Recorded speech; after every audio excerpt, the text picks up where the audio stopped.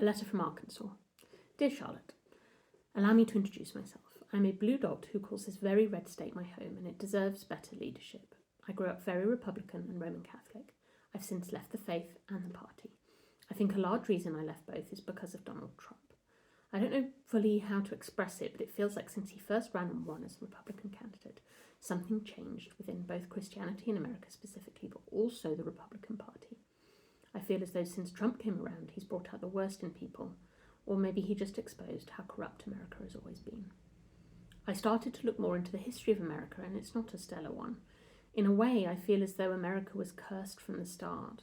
The first Europeans came to this land, stole it from the indigenous people, and then they stole Africans from their land and tortured them. Even now, racism and discrimination is still so prevalent in this country. Hell, this year, 2 young black men were lynched from a tree on college campuses. My heart just feels so heavy for the people of America. Our country has also bowed down to the almighty dollar. Corporations and corrupt politicians who have decided that getting richer is more important than the lives of American people who are trying to get by. I feel like this country is a powder keg that could go off any day now. I'm scared about the concept of a civil war, but I will fight for my fellow Americans in this country. Who'd have thought this Republican girl would grow up to be a proud leftist? Something else I've noticed is that the pro-life party is so infatuated with their right to own guns that all they offer to mass shooting victims and casualties are thoughts and prayers. They do not care for actual human rights or necessities such as universal childcare, healthcare, livable wages, free food, free feminine products, etc. They are forced work, birth, and anti-women at best. I am so sick of Democrats not doing their job and fighting for the American people. Both parties only work for the American dollar. As Tupac said, they got money for wars but can't feed the poor.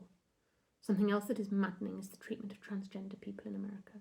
They are treated as mentally ill, demonic predators, when the real demonic predator is sitting in the White House.